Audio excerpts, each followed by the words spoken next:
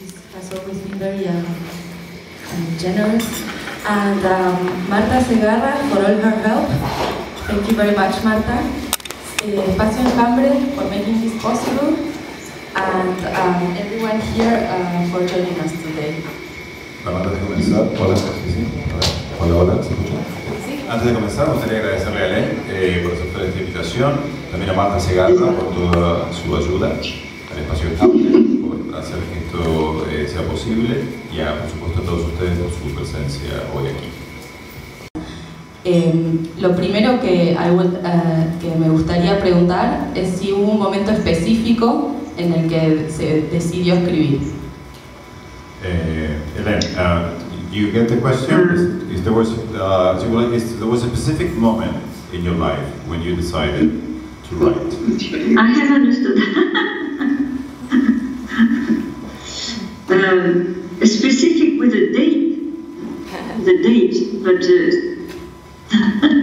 or maybe some moment or something, a point of inflection, or was it more like organic? La pregunta es si es una fecha específica y entonces todo dice que es una vez si es. I think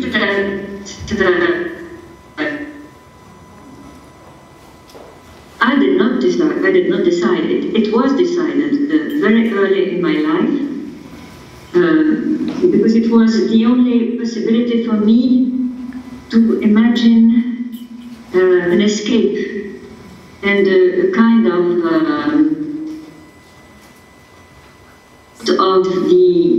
the prison world in which I was born. I'm a child of the war, and my family were hostages of wars. So when I was a very little kid, I immediately realized that there was no way out, no exit, except books. I was a very early reader, and that I had to spend my life in branches of books. You hear me? Yes. Did you hear me? Yeah, I can hear. I will translate now. Yes, you will translate. Mi conexión con la escritura no fue algo que yo decidí, fue algo que fue decidido por mí de alguna manera al principio de mi vida. Era la única manera de imaginar un escape.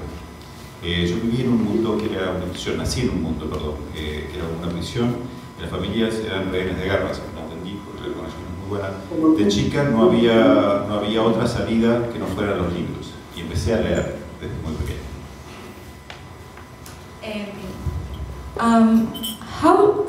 So my next question is... Did Fabian hear? Did you hear? Yeah. Yes, we heard perfect. Would you like to add something else? Yes, but did Fabian have the time to translate? Yes, I did, Ellen. Thank you very much. Just go ahead. You can go ahead now. Oh, okay. No, I want to see you, Fabian. Fabian? Yes. If I see you, then okay. Better. That's better, that's true. Eye contact. All right. Event that decided for me was then the very early death of my father, which was a really violent trauma, because I felt as if he had gone in spoken, he had gone and he had taken the world along with him. So I had to reconstruct the world with paper and wood. But at that time I was 10, started writing at that time. Helen, the connection is not perfect, so if you can just go back a little bit. You're talking about the death of your father? Mm-hmm. And yes. Can you elaborate from there on, because it was very choppy, the connection. You said that you had to reconstruct. I said that the very sudden death of my father when I was 10 was decisive, because I experienced the fact that he had gone and taken the world along with him. Do you hear me, Fabienne? I hear you perfectly now. Go ahead.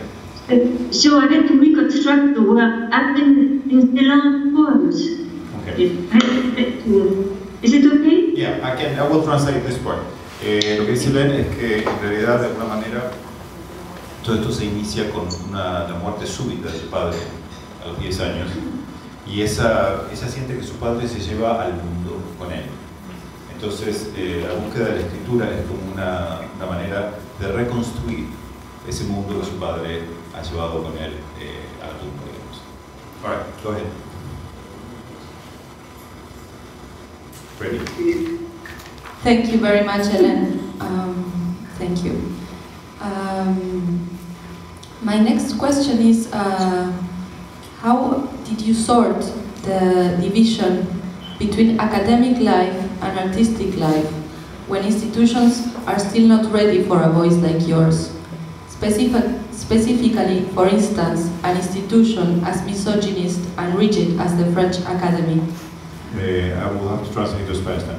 Dice, ¿cómo pudo sortear de alguna manera la división entre la vida académica y la vida artística en instituciones que todavía no están preparadas para voces como la suya? Específicamente, estamos hablando de la Academia Francesa, que es una institución particularmente misógina y rígida. Academic life was that I had to resign, went away, you know. And thank God that came the event in 1968, where I had the opportunity to create an experimental university of Versailles, which I did, and as if I were building my house, you know.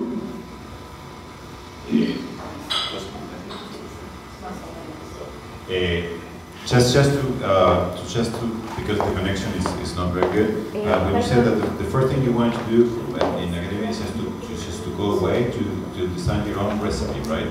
Because you just didn't fit in, and you did. I resigned from the first university. Okay. Bueno, dice que lo que tuvo que hacer, la manera de lidiar con los problemas que presentaron la Universidad de Oro, es que era crear su propia receta. Que en la Universidad Francesa, cuando empezó a enseñar a los 25 años, a dar clases, sintió que la única manera que no se podía adaptar.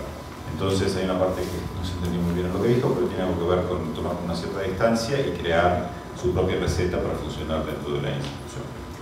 Y después estaba empezando a contar algo de la creación de la Universidad de París 8, que fue como esta... Ahora le voy a preguntar por eso igual. So, you were starting to speak about the experience of Paris 8. Could you tell us about this and the creation of the Centre d'études féminines with the first program on women's studies in Europe? Well, you know, it's always a matter of having a good relation with the Greek god Kairos. Kairos is, as you know, it's the divinity of opportunity, and it's the divinity with long locks of hair. And so when Kairos comes, you have to jump on Kairos and catch him or her by a lock of hair, not let it go. So the first thing I did was to create Paris 8, that was in 1968. And later, I thought it's not, for me, it's not enough. There still is no room, no possibility to start elaborating a new thinking on sexuality, on sexual differences in art and sciences and writing, etc. So in 1974, there was an opportunity, quite by accident, because the French government changed completely the format of doctorates. So I thought, I'm jumping on Kairos and decide to create that doctorate in études féminines, which did not exist in France, was not thinkable in France. So that's how it started. Ok, perfecto. Bueno, dice que todo se basa en una buena relación con el dios Kairos. Kairos es la divinidad de la oportunidad, que tiene un pelo muy muy largo, así que él o ella, de quien sea, cuando aparece uno tiene que saltar sobre él y agarrarse de los pelos, del mechón de pelo de Kairos. Y eso fue lo que ella hizo, porque ella empezó a dar clases en 1968, pero en el lugar en que estaba no había posibilidad para generar estudios sobre sexualidad, diferencias de sexualidad en relación con el arte, con la literatura. Y entonces, justamente en el año 1974, el gobierno francés cambia completamente el sistema en que se organizaban los doctorados y que se armaban los doctorados en Francia. Y esa nueva posibilidad, digamos, esa nueva manera de armar los doctorados, le permite a ella justamente armar su propio doctorado con las ideas que ella venía desarrollando antes, pero que no se podían poner en ese formato. No, translate it into French. Okay. And then you will be writing. You will go beyond. Thank you for this gift. Okay. There is this new word she's giving us today. Ahí está, nueva palabra que vamos a decir hoy. Translate beyonding. It's a bit of a challenge, but we can try to do it. Es como ir más, es decir, más allá. Trascendiendo. Trascender, pero es más. Más allá. Más allá. Porque es como continuo, ¿no? Es una palabra que no existe en inglés, es la verbalización de un adjetivo, entonces es como ir más allá o estar yendo más allá, más allá. ¿Más allá no puede ser, Marta? Sí, muy bien. Gracias. And discussing with others, no. You know, you have to imagine what it is. That is, when you write, you are always beyond yourself and beyond the others. Writing is ahead. I'm following. Writing is the last thing. Writing is Dice que en realidad no discutía con nadie. Where you, yes, translate first. Que no discutía con otro, porque cuando uno escribe, uno está más allá. De alguna manera está más allá, también está por detrás. Pero no es decir, como que no hay una situación de estar en sintonía, en sincronía con las personas alrededor, por eso no se generaban discusiones. okay. Yes. So Then you know. Then there is another time and another place, which is not an exploration of the universe, but a moment when you discuss with others, as you say. It's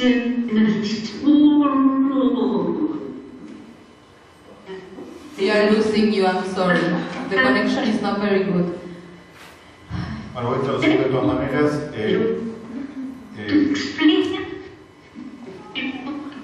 This is pedagogical or didactic. It's not creative. It's your mission, that is, you transmit to others. Okay. But you don't have to do that. Lo que comenta habla de que después de escribir, ¿no? En otro lugar y en otro espacio, es cuando uno empieza a generar como una exploración del universo. Digamos que no es una exploración del universo como es la escritura, es donde se produce el momento de la discusión. Entonces, cuando le preguntaba si discutía o no, quiere decir que en realidad mientras está escribiendo, no sé, después, en otro momento del espacio, sí se discute cuando uno no está explorando el mundo. Y eso es un proceso más bien didáctico, no es un proceso creativo, es un proceso de transmisión y que uno no necesariamente, como escritor, lo tiene que hacer. Eso es lo que Thank you very much. Thank you.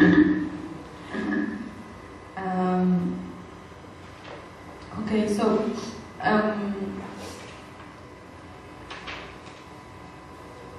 I insist a bit of these things of sexual difference. I have been reading some texts when I was in Paris that have no translation in Spanish, like Compte de la différence sexuelle. Sí. Dolores, que sí que está traducido, que está publicado aquí, lo digo para que todo el mundo pueda leerlo. Se lo tradujo Ana Negrón en Puerto Rico hace años y ahora se acaba de publicar en la revista Lectora de Barcelona y pronto, el año que viene, va a ser accesible para todo el mundo en Internet, porque hay un año de embargo, pero luego será accesible para todos. Dentro de unos meses. Perfecto. Gracias. Bueno, estaba traducido, pero de todos modos creo que no es uno de los textos que forma como parte de los textos más leídos de Hélène. Sí. Donde ellos de alguna manera plantean una idea de la diferencia sexual que no tiene que ver con lo anatómico ni con lo esencial, sino como multiplicidad de voces, ¿no? en la escritura. Lo que yo le quería preguntar a Hélène es si ella está de acuerdo con esto, como de la diferencia sexual, digamos, como multiplicidad de voces, y también si yo tengo la idea de que esto es parte como de un feminismo a venir, como algo que ya estaba escrito, ya se tradujo, existía, pero todavía no fue leído, digamos, que la recepción todavía no se hizo cargo de este aporte de Cixous y de Derrida, ¿no? Y quería saber si Hélène está de acuerdo con esto. And the question is if that the gender or sexual differences in your writer has to do more with the multiplicity of voices. That's what Adora is saying, and is asking you if you agree with that. And also she states that your writing, Derrida's writing, is a feminism that has not yet reached a wide audience. That is the weakness we talked about, but it has not been embraced yet fully by the larger audience. Yes, or I think that it's as if there was a resistance to these ideas, because they have later been después las dijeron como si las hubieran también inventado, ¿no? Hay algo de la teoría queer que para mí puede dialogar con esto, pero a veces se toma a Cixous como referencia o a Derrida como referencia en otros libros, pero no cuando escriben sobre la diferencia sexual. Y creo que lo que dicen sobre la diferencia sexual es como si todavía quedara a ser leído por el feminismo. Si Hélène está de acuerdo, digamos, con esta idea. From this question, I shall keep the to come. Yeah. It is always to come, always. It will never have arrived. It will always be to come. Simply because mankind will always resist the disappearance of opposition. So it's always remote.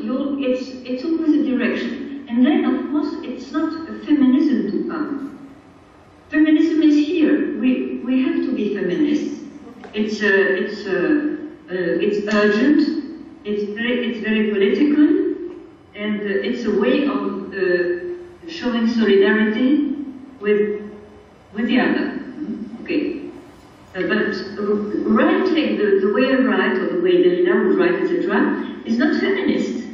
It's again beyond. Of course, it takes in consideration and it honors the fight for feminism. This is a political theme.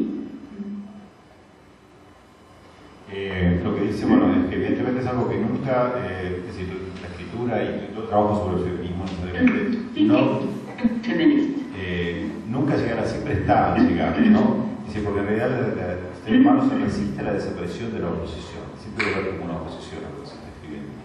Entonces el feminismo ya está aquí, es un algo urgente, es un tema político, tiene que ver también con esa solidaridad por el otro, pero dice que la manera en que ella escribe o que escribe Derrida no es feminista, sino que va más allá, de alguna manera defiende de los valores, digamos, las banderas del feminismo, pero no es una escritura feminista. May I add? Yes, sure. Yes. You know, this way of insisting on the plural of each life, it's always plural, of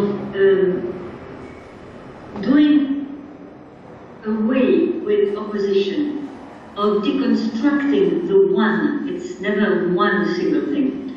You have it in all great writing, all great poetical writing before Derrida or me. If you take the beginning of La Recherche du Temps Perdu, immediately you have everything. You have an I, the first person, who travels in the room and in the aspects of at least 10 or 20 different subjects, who are all I, and who are all differently gendered. You have the mind, you have the soul, the heart, the body, the thigh, the foot. They all have a personality, you know. They don't make, each of them is going its way. Bueno, dice que esta manera de, digamos, de insistir en la pluralidad de cada vida, que es siempre plural, ¿no? Es decir, de sacar un poco la oposición y de construir a ese uno, ¿no? Todo lo que todos los grandes poetas nos han hecho antes que ellos, antes que Derrida, y ahí menciona Un tiempo perdido, creo, de Marcel Proust, donde que ahí en una invitación que entra una persona que entra en una habitación se pueden encontrar 10 temas diferentes, y los temas que trata de esa persona, sus recuerdos, tienen que ver con ambos femeninos, masculinos, tienen que ver con distintas partes del cuerpo, las relaciones con cada uno de esos temas diferentes. Y ahí ya, mucho antes que ellos, ya había escritores que estaban presentando justamente esta multiplicidad de voces que a su vez presentan una multiplicidad de género.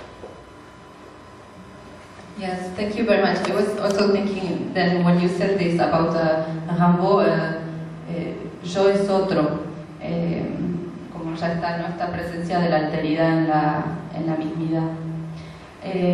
Mi próxima pregunta es, en las ensoñaciones de la mujer salvaje, Hélène retrata algunos elementos de su proceso creativo.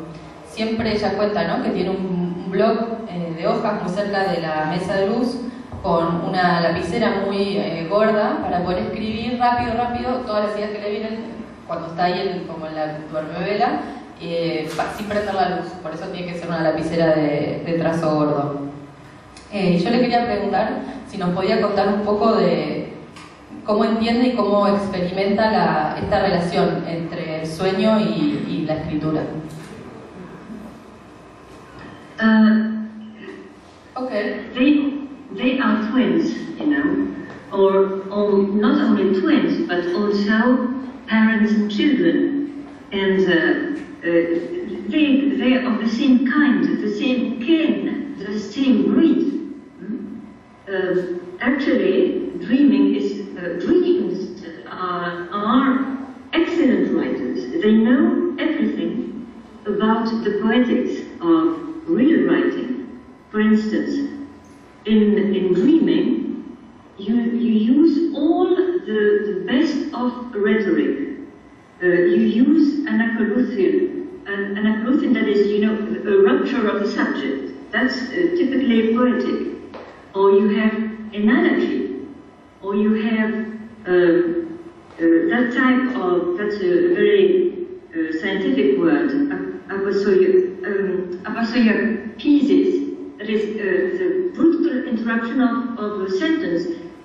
Take, for instance, a moment in Antony and Cleopatra by Shakespeare. When Cleopatra is dying, she starts a sentence saying, what should I say? And the rest of the sentence disappears, as in a dream. You know, dreams are the masters of writing.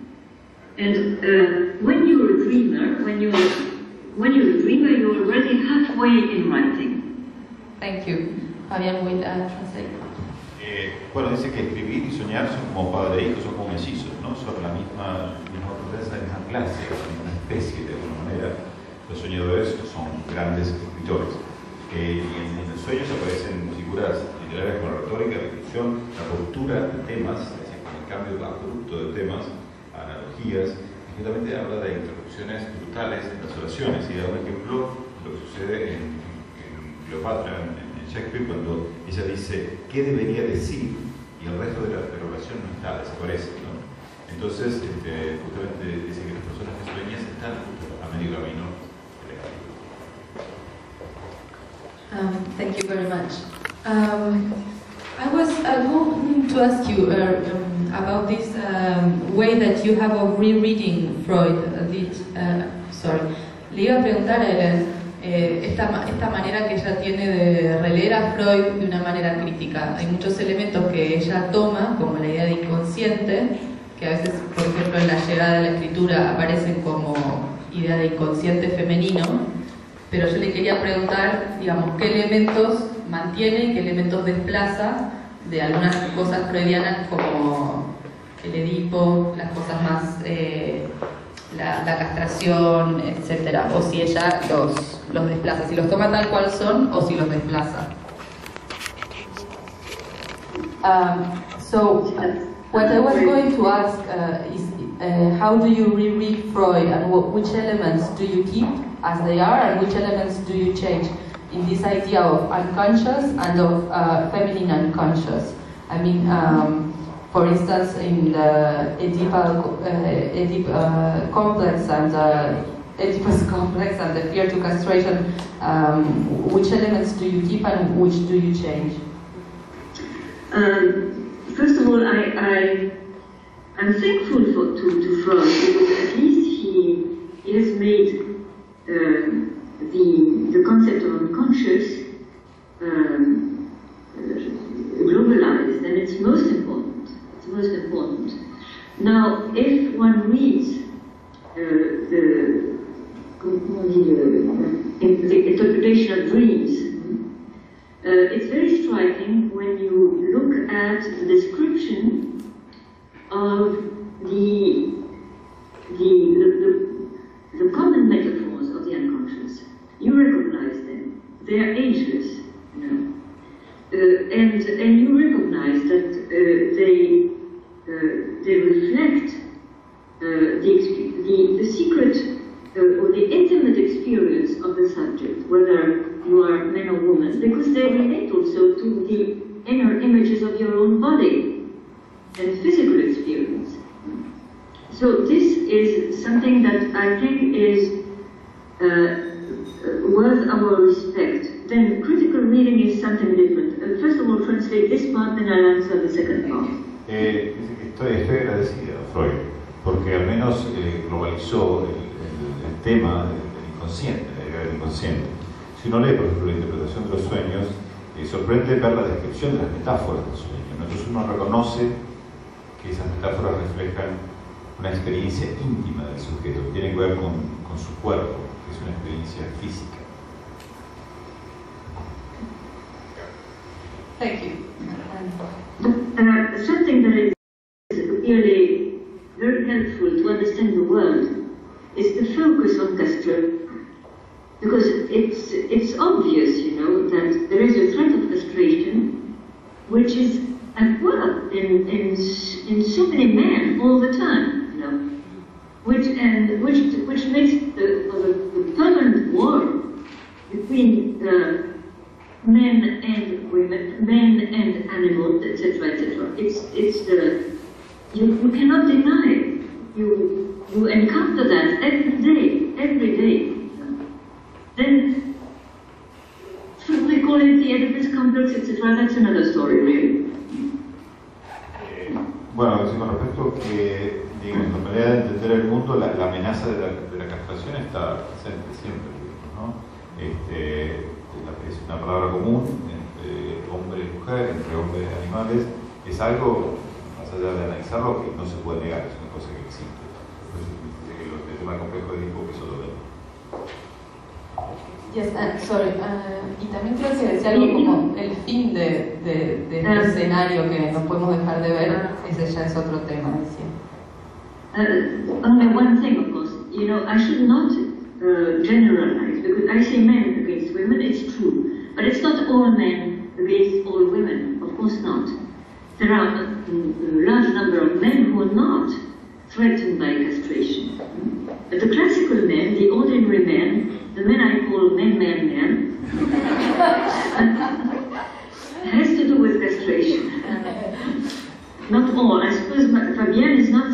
manifestation. Not anymore. But I see it in his face, you know. You see it in the face of somebody immediately. Dice que no debería generalizar porque no todos los hombres están en contra de las mujeres y no todos los hombres tienen miedo a la castración. Que creo que llamó hombre, ¿no? Ese triple hombre, ese sí está, digamos, como intrínsecamente, inherentemente aterrado por la posibilidad de una castración. So my next question is about like cómo ella pudo sobreponerse a su crítica interna, a una especie de super yo que en la llegada a la escritura aparece como the fastest gun, como la pistola más rápida, ¿no? Como en el lejano oeste. Esta voz que le decía que ella no tenía derecho a ser una escritora, que la escritura era una actividad reservada para los grandes nombres del canon. Well, do you understand the question? It's about how do you overcome the censorship, the idea, you know, that you have as a writer that you don't belong as a writer, that this writing belongs to the bigger guys before you. So how do you overcome that blockage, you know, that censorship? You know, I think that I pushed it aside. It was already because I had pushed it aside. Although I remember that when I was a young girl, I naively thought that writing, as everything else, was for men. I mean, this was what I saw, you know, in society. Then when I started writing, I was beyond. So whatever criticism or resistance I have encountered, I have absolutely never yielded to it or even be hurt by it. I despise it. It's ridiculous, that's all. Nada, básicamente lo que hizo con eso fue muy sencillo, puso un costado, ¿no? Dice que ella recuerda que cuando era niña, de una manera quizás muy inocente, muy madura, pensaba que la escritura realmente era un tema de hombres. Pero que en cualquier momento, una vez que comenzó a escribir, eso ya estaba más allá de eso. Y en cualquier momento que eso aparecía como una amenaza, lo que hacía era por un costado, no escucharlo, en realidad despreciar ese pensamiento que le decía, ¿no? que no le correspondía a eso. Another question I was going to ask you is, se podría decir, ¿no?, que hay una división entre psicoanalistas jungianos y freudianos. Now this is really pure theory, you know. Okay, yes, I know. Okay, let's go on. Je suis d'accord. So I shall tell you an anecdote. Thank you. Is it possible? Es posible. Bueno, estaba diciendo que es muy teórica, y era muy teórica, y que es un poco aburrida. Entonces mi pregunta sería, ¿es posible asignarle un sentido a todo o hay un límite para el pensamiento y el lenguaje?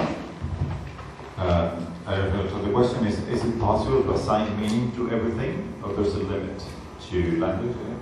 And thought and language. There's a limit to what, you know, thought and language.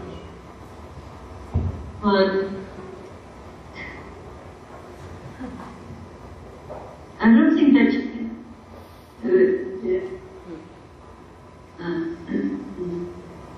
I don't think that you assign everything to mean immediately, etc. But there is, I'm sure there is absolutely no limit to thinking and language. The limit is in ourselves. If we don't have strength enough, if we don't have courage enough to go in unexplored regions, then we may sacrifice to ourselves. Language can do everything. Nothing is impossible. Nothing is impossible. Let me just say something. When I started for Ariane Pouchkine at the Théâtre du Soleil, I thought him acted a plane, an airplane. In this scene, I need an airplane. And in this scene, I need a bear. So I told Ariane, right, because I need an airplane. So right, and you have an airplane. And I had an airplane, and she managed to have an airplane, you know? And this I remembered because I thought it's ridiculous. Everything is possible, nothing is impossible.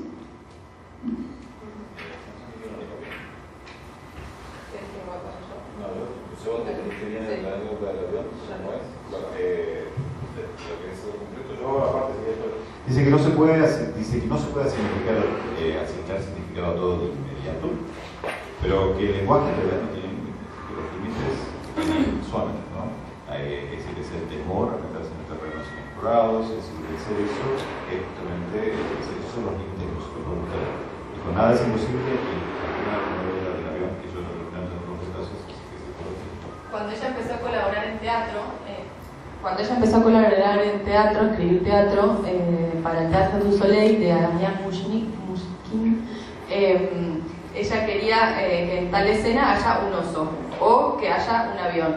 Y entonces, bueno, era difícil, pero bueno, Ariane le dijo, bueno, necesitas un avión, va a haber un avión, y al final había un avión en el teatro, y bueno, en este sentido que nada es imposible para el lenguaje. Mi próxima pregunta tiene que ver como con la experiencia de la divinidad. Ella una vez dijo en una entrevista con Catherine O'Grady que es religiosamente atea. Y yo le quería preguntar un poco, bueno, ¿qué quiere decir esto? Y bueno, esta curiosidad me nace porque creo que en su escritura se pueden asociar algunos temas como feminidad, maternidad, don, escritura, creación. Y también, bueno, ella hace un uso muy interesante de divinidades paganas, muchas veces rechazadas por los monoteísmos, ¿no?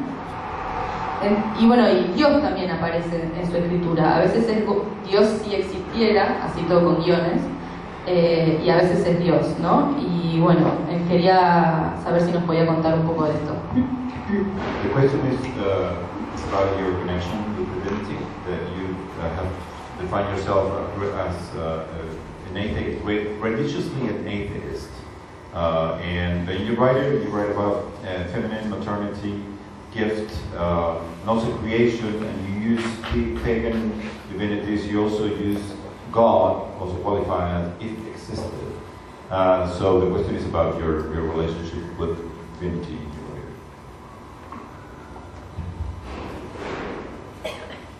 Well, the mystery is that the word God exists, and as Joyce pointed out, it changes according cultures and languages. You know, so God is different according to the language you speak. But the fact is, as my mother would say, always people are too weak to live without the idea, the dream, the hypothesis of God. It's only our weakness that moves God. And so we have invented the word God. That is language or mother or love. Well, let's do with that. God is not religion. God is a word. Religion is something else. It's power. Yes, I mean, yo creo que se puede distinguir en su obra. Perdón, ahora cuando siga la traducción, ¿no? Sí, bueno, dice que la palabra Dios existe, ¿no? Es una palabra que cambia en culturas, en diferentes lenguajes. Plantea justamente de vivir sin la hipótesis de Dios, pero nuestra debilidad nos lleva a la necesidad de esa palabra. Es el producto de esta palabra, ¿no? Entonces ese Dios es una palabra, religión es otra cosa, religión tiene que ver con poder. Claro, y Dios como palabra también es escritura, madre, dos tipos, que es la locura crónica y la locura temporal, ¿no? que habla que, por ejemplo, en el caso de Kafka, hay momentos de locura temporal en uno de los cuales uno regresa. Es como un cambio en el estado mental que es muy interesante, donde pueden suceder cosas muy importantes, pero de los cuales uno regresa. Y en oposición a eso está la locura de la cual no se regresa, la locura crónica. Dice que no le gustaría caer en una locura crónica porque evidentemente está muy asociado con una soledad absoluta, ¿no? Y no le interesa estar en esa situación. Pero las locuras temporales son estados mentales interesantes, siempre y cuando uno pueda regresar. Yo me quedé pensando en una respuesta que dio Helen sobre las experiencias no estáticas y la escritura, y ella hablaba de una fuerza, ¿no? que aparece en la escritura que no es de uno, ¿no? Que como que atraviesa. Y yo, esta es una pregunta muy personal, yo sí me defino como, también, podría ser religiosamente atea, o, bueno, sí, soy más bien creyente, creo, soy como de una cosa así eso se lo adjudico a algo así como el amor o la fuerza de algo, y quería saber Helen qué piensa sobre eso. Si ella, esta fuerza, ¿cómo la vive en su espiritualidad?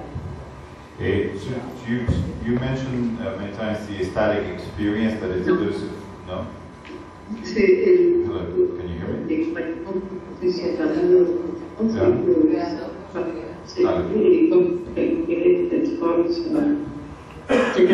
C'est quoi?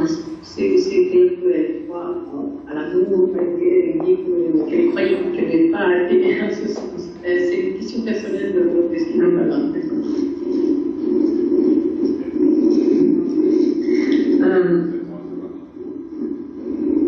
You know,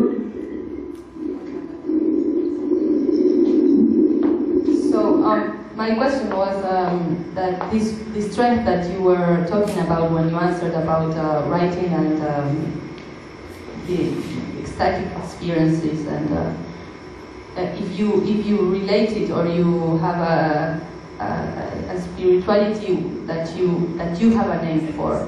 For me, it is love, or it could be anything. It's a big strength, but I feel the same way. It's something that it is not mine, and it grabs me and it trespasses me.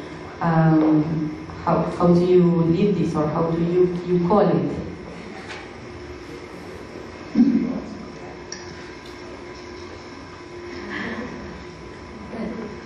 I can't call it with one word. It certainly takes at least a book to try and call it with all its million names. In this way, I'm very Indian. We should go to India. Thank you very much. I know, I just... Desde que no hay una sola palabra, sino que en realidad hace falta un libro para poder llamarla con sus millones de nombres. En ese sentido es muy indio, ¿no? Dice que tenemos que ir a la India. We are going to, it's already been an hour, ya fue una hora, así que vamos a ir haciendo las últimas preguntas, y por ahí si ustedes tienen alguna pregunta para hacer, también me pueden decir. Yo creo que le voy a hacer dos últimas preguntas, tenía más, pero bueno, fui eligiendo. Esto es muy también personal, perdón. Estoy repensando, bueno, espero que les gusten a ustedes también las preguntas que voy haciendo.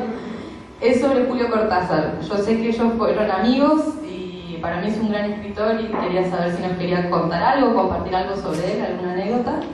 Y la última es, ¿qué le diría a Elena a alguien que está empezando a escribir? So we have these last two questions. One is your friendship with our beloved Cortázar, and if you have any anecdotes to share with us, of course, we're from Argentina, I can't hold it. And then, what would you say to somebody? This is the second question. I can repeat it again if you forget about it. What would you say to somebody who's just starting to write?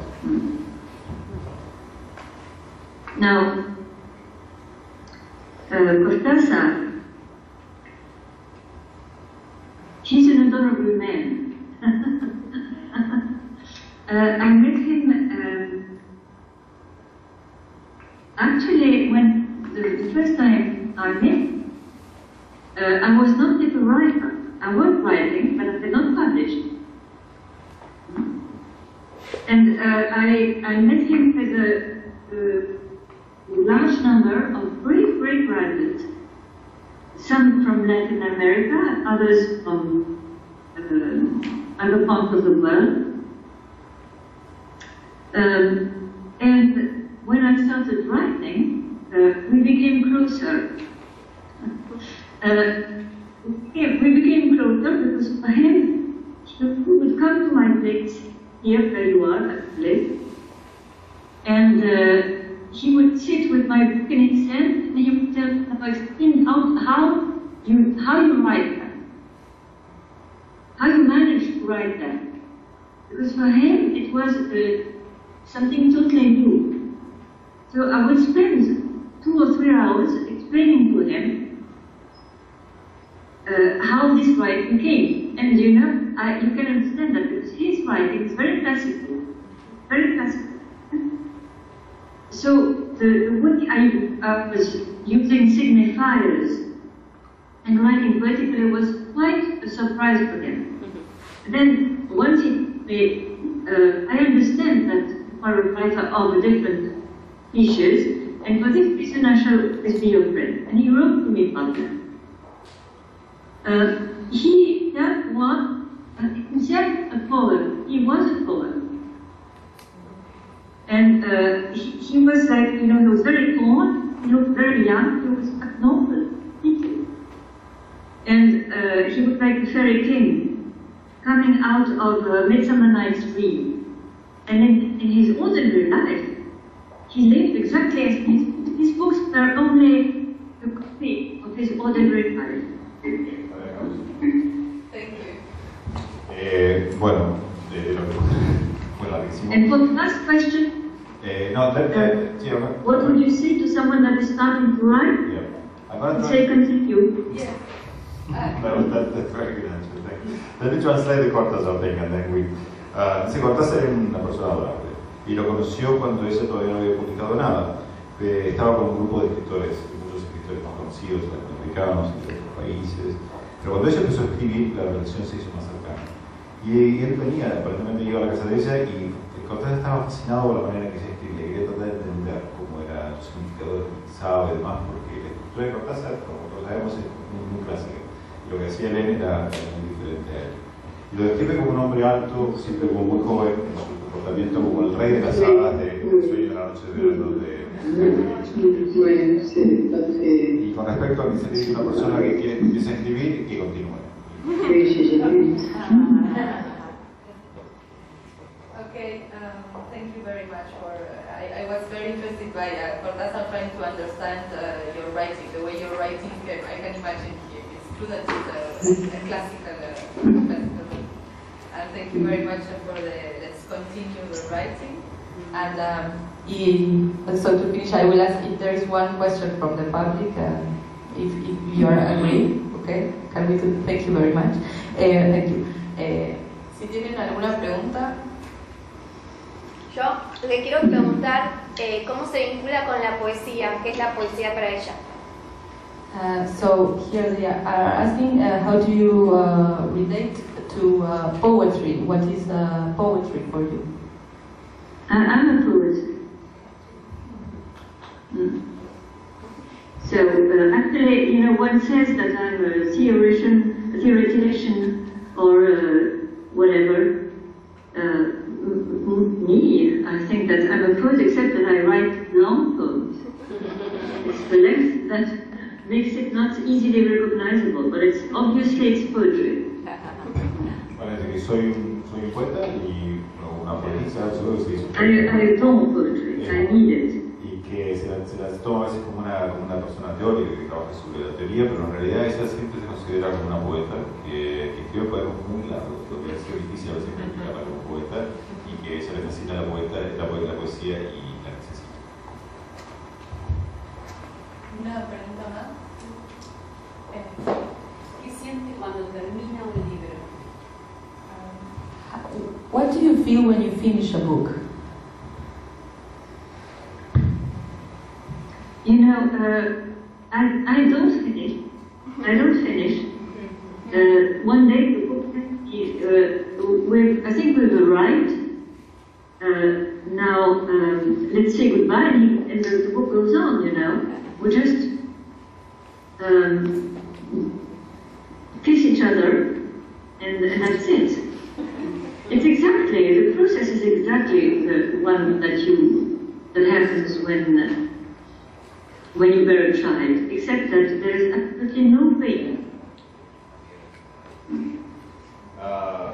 Bueno, dice que la idea no termina, ¿no? Que un día se dicen adiós, dice que ahí el libro larga su propia vida y como se da un beso y eso es todo, que es muy parecido a enterrar a un niño, pero que a su vez es una experiencia que da un indolor, ¿no? Es interesante. Así lo ves. Bueno, una última. Sí. ¿Yo?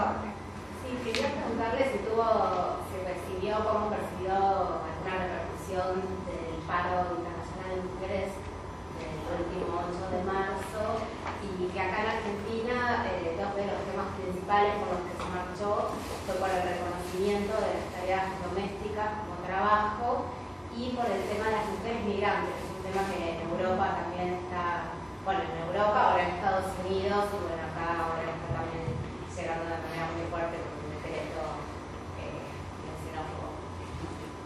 So one last question. I don't know, we were wondering if you heard about this international women's strike. There was an international women's strike this 8th in March, and there have been a series of very big manifestations, women's manifestations in Argentina and around the world. And in this last strike here, it was very multitudinary. Really a lot of people participated. They were one of the biggest demands were for the recognition of domestic work, and also because of the women migrating in situation of migration. So, if you've heard about this and what do you think? No, I didn't hear about it particularly because in France it has been, I think, probably less important because we are worried by the elections, by the French presidential elections, which are very threatening. We look more and more like Trump here, you know. So unfortunately, each time the president is dedicated to a kind of national cause, the women's cause becomes marginalized. But of course, the theme of manifestation is, I think, is necessary. And again, as I said, considering the fight of women, it will never stop. Never. Bueno, dice que no, que en Francia... We won't live that in 300 years we'll still be demonstrating. In 500 years, in 1,000 years, we'll be demonstrating. So we have to have truth. Dice no, que en Francia no se escuchó mucho el tema porque ellos están muy preocupados por el tema de las elecciones. Vamos a hablar con Marine Le Pen ahí muy cercana a ganar, y entonces tiene una situación parecida a la de Trump en Estados Unidos. Desafortunadamente, cuando las noticias se ocupan de algo presidencial, la causa de la mujer, los temas de la mujer pasan a ser marginalizados, pero dicen por supuesto que es necesario y que no va a terminar nunca, pasarán 300 ni 500 años y seguirán habiendo necesidades de diálogo.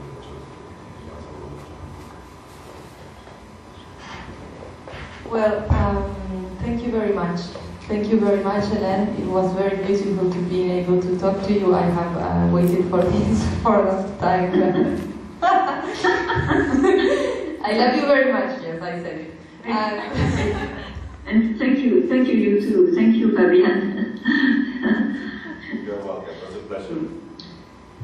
So, I'm going to read your book now, the one, like, what is that? Yes, if you have a writer blog, yeah, you need to write. I'm actually a writer myself, and I teach writing, so I will immediately go get your book for my student. And for myself, maybe. But try to read in French. All right, okay, I'll give it a try. All right, let's see. Thank you very much, Hélène. We are talking here with a translator from French, and we are saying that we want to translate you more. We need more translations for Hélène. And yes, so you can see everybody saying bye here.